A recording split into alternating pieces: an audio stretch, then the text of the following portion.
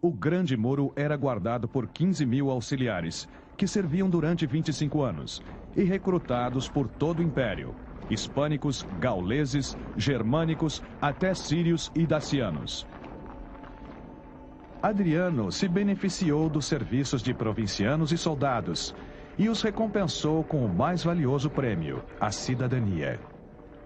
Adriano via a cidadania como um privilégio, mas ele também achava que ela podia ser conquistada. Por exemplo, servir o exército romano como auxiliar, não sendo cidadão, dava direito à cidadania no final do trabalho. Então Adriano distribuiu a cidadania aos provincianos, o que foi extremamente importante para a história do Império Romano. E foi uma das grandes realizações de Roma, em função de educar as pessoas em termos romanos, os associando à cidadania romana.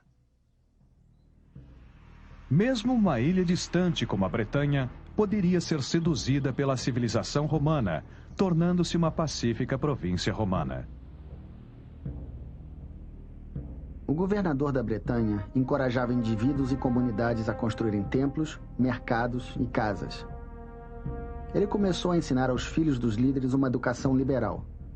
Como resultado, a nação que antes rejeitara o latim começou a querer mais informações. Mais tarde, usar o nosso vestido e a toga viraram moda. E aos pouquinhos, os britânicos se interessavam por descanso, por banho, uma mesa de jantar bem servida. Tácito.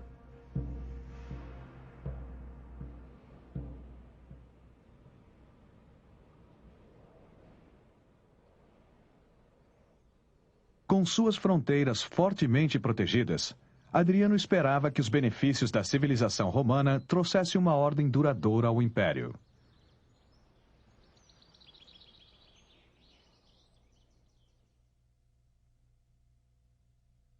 Ele se excedia com gratificações para seus desejos.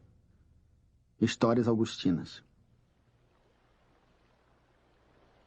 Em 124 d.C., as viagens de Adriano o levaram por todo o Império, da costa atlântica até o Mar Negro, e de volta à terra que mais amava, a Grécia.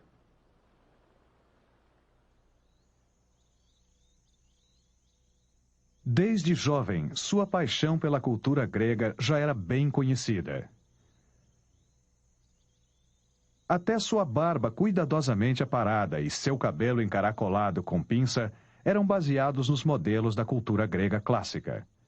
Essa mudança radical das barbas muito bem feitas do passado ditaram o estilo imperial por décadas.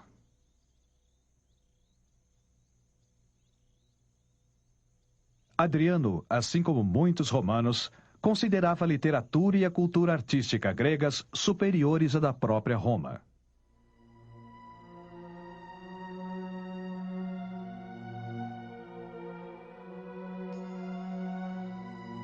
Esse amor à Grécia intensificou-se com um caso de amor. Adriano estava apaixonado por um rapaz da região do Mar Negro chamado Antinos.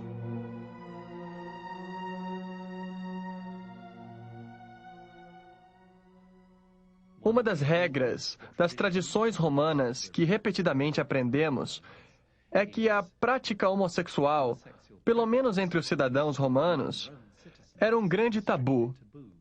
Eles falavam das relações homossexuais como sendo típicas dos gregos e não dos romanos. Adriano não só teve uma relação homossexual com Antinos, assim como aconteceu com muitos de seus antepassados, pois muitos deles tiveram tanto namorados como namoradas, mas ele a divulgava ostensivamente. Ele chamava atenção para o fato. Os dois amantes viajavam por toda parte juntos. No final de 124, chegaram a Atenas. No inverno que passaram lá, Adriano, com muito entusiasmo, declarou a cidade o centro cultural da Grécia. Autorizou um novo aqueduto, o término de um templo, e um novo quartel na cidade chamado Adrianópolis, e uma imensa biblioteca. No ano seguinte, Adriano finalmente retornou a Roma. Estava com 49 anos. Dos seus 8 anos no trono, passou os últimos 5 fora da capital e longe da imperatriz, sua esposa de 36 anos, Sabina. Como ele mesmo costumava dizer, se ele fosse um cidadão comum, teria se livrado dela por seu temperamento doente e por sua irritabilidade. Histórias augustinas. A esposa de Adriano, Sabina, é uma figura bem misteriosa. Nós não sabemos muito sobre ela e eu acho que Adriano não se interessava muito por ela. Mas pode-se dizer que a vida doméstica na corte era bem mais tranquila agora do que no reinado de Nero, por exemplo. Não era mais um lar de intrigas, mortes e ciúmes. Era um estilo de vida mais calmo, meio burguês, e é o reinado de Adriano que inicia essa tendência. Bem, eu diria que era quase impossível ser casada com Adriano. É óbvio que ele era um homem com vontade própria, que queria decidir sobre tudo, que tinha uma visão muito específica em relação às coisas e que queria liberdade para viver a sua sexualidade como bem entendesse. Então eu imagino que isso não era muito atraente para sua esposa.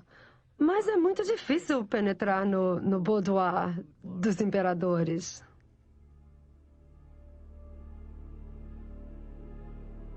Suas responsabilidades de trabalho eram enormes, oficializando cerimônias religiosas, fazendo julgamentos, checando as finanças. Ele até achou tempo para se encarregar de um dos grandes monumentos romanos, o Panteão.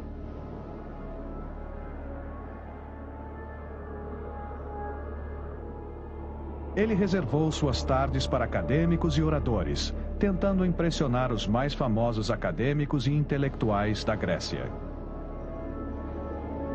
Como ele entendia muito de verso e prosa e tinha um vasto conhecimento em artes, ele sujeitava seus professores, por saber mais do que eles, ao ridículo, à chacota e à humilhação. Histórias augustinas. Os que eram convidados a se sentar com o imperador eram cautelosos com seu temperamento. Um acadêmico, Favorinos, foi forçado a ceder a Adriano em uma questão linguística mínima. Quando criticado por ter cedido, mesmo estando certo, Favorinos retrucou: Vocês estão me subestimando, meus amigos. Se não conseguem ver que eu sou o mais inteligente, aquele que tem 30 legiões.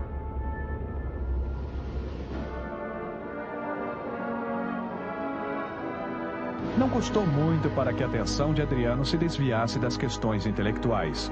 E ele se preparou mais uma vez para viajar pelo Império e usufruir das glórias de sua Roma em paz.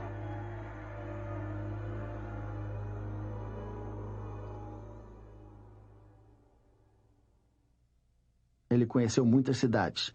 Na verdade, mais do que qualquer outro imperador. Cássio. Adriano havia permanecido na capital por menos de um ano, quando recomeçou suas viagens pelas províncias. Além de se certificar que as legiões continuassem fiéis, estava determinado a deixar sua marca nas cidades do Império. À primeira vista, é conveniente pensar no Império Romano como uma grande bolha governada por Roma. Mas devido à lentidão dos transportes, às vezes levava 3 meses para o mensageiro chegar de Roma a uma pequena cidade da Espanha e você nunca sabia se ele ia chegar ou não. Então, na verdade, as cidades, espalhadas por todo o Império Romano, agiam de uma certa forma, praticamente autônomas, quase separadamente independentes.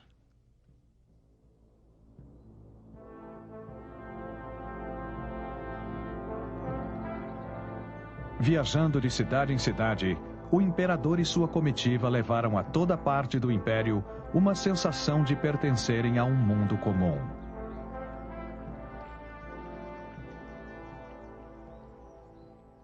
A viagem da comitiva de Adriano deve ter sido vasta e esplêndida. Provavelmente se podia ver Adriano se aproximando de uma cidade bem antes dele chegar. E é claro que no meio de tudo estava sua esposa Sabina e sua corte, e também seu amado Antinous.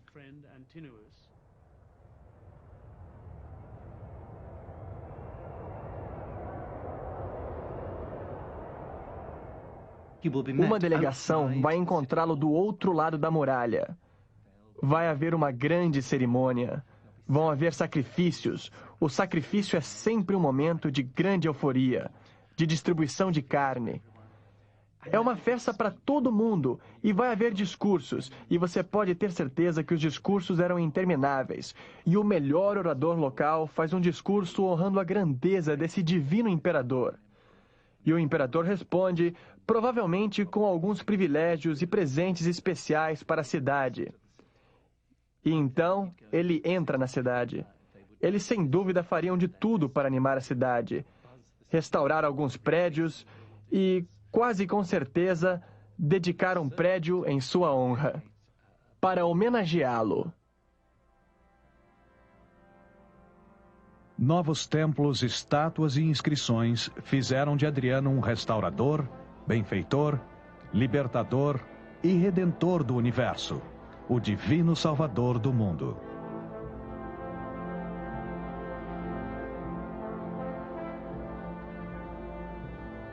Novas cidades eram nomeadas em sua honra. Cidades como Adria Aveni, a moderna Avignon, na França.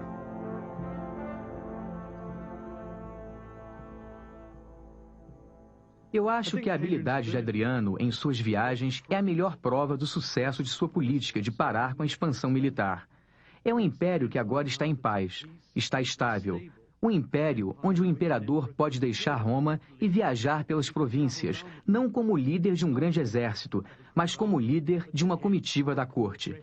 E viajar por todo o Mediterrâneo estimulando uma política de integração cultural. As viagens de Adriano são a evidência do sucesso da política de Adriano. No ano de 130 d.C., depois de viajar pela África do Norte, Itália, Ásia Menor e Oriente Médio, ele chegou ao Egito. Com uma comitiva que incluía Sabina e Antínoos, Adriano cruzou o Nilo.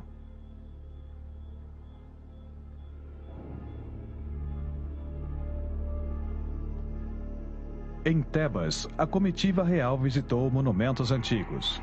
Em alguns, chegaram até a gravar inscrições.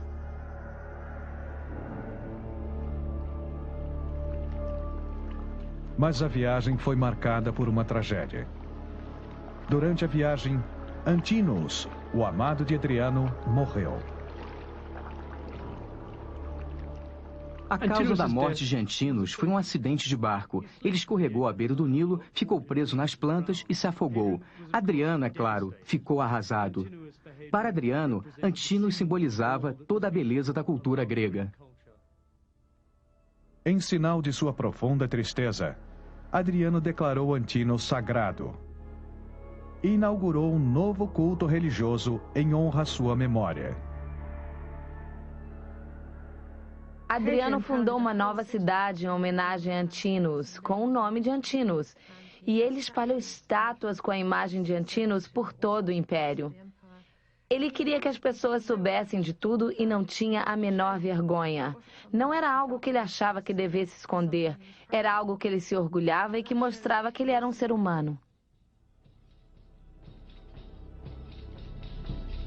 Do Egito, Adriano começou sua longa jornada de volta a Roma. Mas mais problemas surgiram. Na Judéia, sua política de assimilar provincianos à cultura romana estava falhando. Os judeus tinham uma cultura antiga e específica e estavam resistindo à imposição da cultura romana. Numa visita anterior, Adriano encontrou Jerusalém ainda em ruínas devido a um ataque romano 60 anos antes. Ao lado do templo judaico principal, ele começou a construir um novo templo para Júpiter e o imperador. E também declarou que a cidade deveria mudar seu nome em sua honra. Os judeus se recusaram a aceitar tamanho desrespeito às suas tradições. No ano de 132, eles se revoltaram. Adriano enfrentou uma guerra poderosa. Durante 3 anos, os romanos lutaram contra as táticas guerrilheiras do rebelde exército judeu. Mas no final, o resultado foi de uma extrema violência. Os prisioneiros capturados foram vendidos como escravos. Os judeus foram expulsos de Jerusalém e a província da Judéia foi abolida, recebendo o nome de Síria-Palestina. A revolta judia nos ensina duas lições. Primeiro, que tem um motivo para as viagens de Adriano. É para manter a paz e para se certificar de que não vai haver revoltas. Segundo, nos mostra que não importa o quão clemente, o quão humano Adriano tentou parecer, existe um limite no Império Romano, que é o fato das revoltas serem resolvidas com a espada, com violência. Querida alma, doce passageira, amiga camarada e convidada do meu corpo. Que região agora é a sua meta? Pobre, insensível, incapaz por ser anciã de sorrir. Adriano.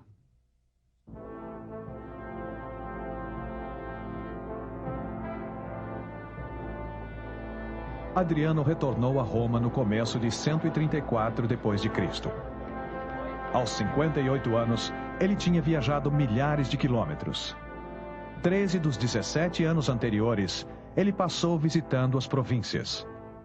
Havia chegado a hora de se instalar na sua vila especialmente construída em Tivoli, a alguns quilômetros de Roma.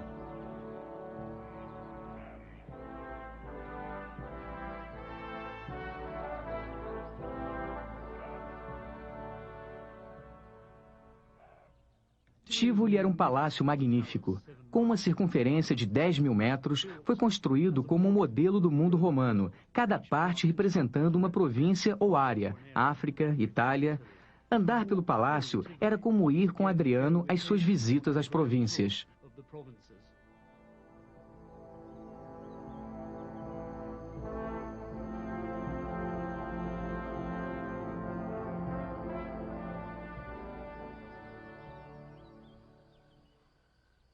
Eu gosto de ver a Vila de Adriano como uma representação da sua personalidade. É com certeza uma expressão da sua paixão pela arquitetura. É extremamente difícil de se entender porque é tão difusa, tão confusa, tão espalhada, tem tantas coisas desnecessárias. Halls imensos, banheiros, salas de jantar que têm as mesmas funções, que são basicamente áreas para se apreciar. Apreciar o poder de um imperador em construir o belo, quase de tirar a respiração. Em 135 d.C., Sabina morreu, e a saúde de Adriano começou a se deteriorar. Parecia estar com tuberculose.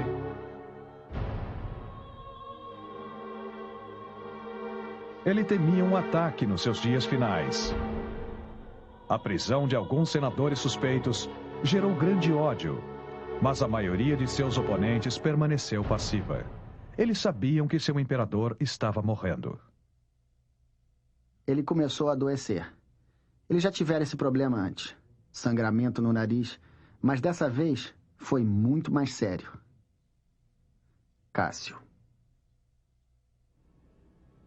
Adriano, que não tinha filhos ou parentes próximos, resolveu que a melhor escolha para seu sucessor seria um senador de 51 anos chamado Antonino. Todos os imperadores se preocupavam com a sucessão, e uma das curiosidades do Império Romano é que poucos deles tinham sucessor, porque eles, na maioria, não tinham filhos, assim como Adriano não tinha. Então, era muito importante para eles assegurarem uma sucessão estável e pacífica. Adriano fez o melhor que pôde. Eu vejo Adriano como símbolo de um novo sistema de governo, onde o poder é passado de uma geração a outra. Não de pai para filho, mas através da escolha da melhor pessoa, de um leque muito maior de candidatos potenciais.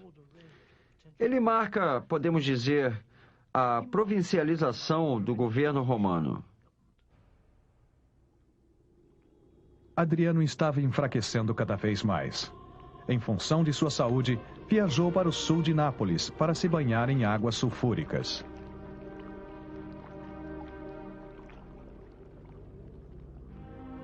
Mas em 10 de julho de 138 d.C., Adriano morreu. Estava com 62 anos.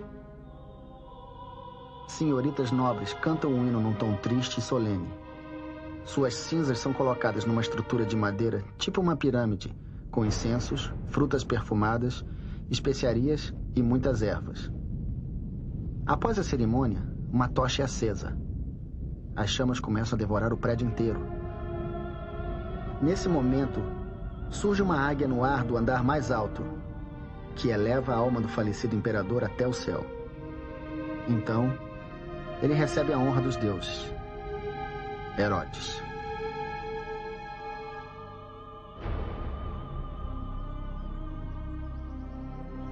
As cinzas de Adriano foram depositadas no mausoléu ao lado do rio Tibre, em Roma.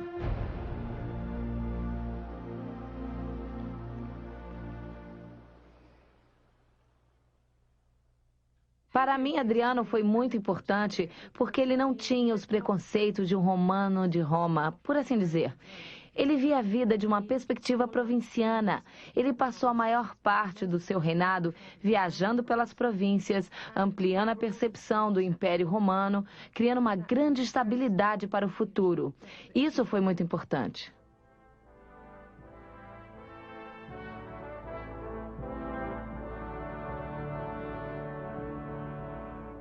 Sem dúvida, no primeiro século depois de Cristo, tudo é concentrado em termos de recursos.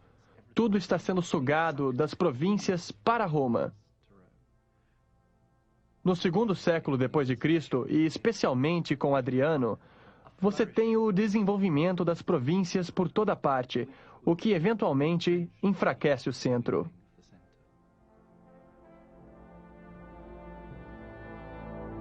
Adriano deu ao império uma nova estabilidade.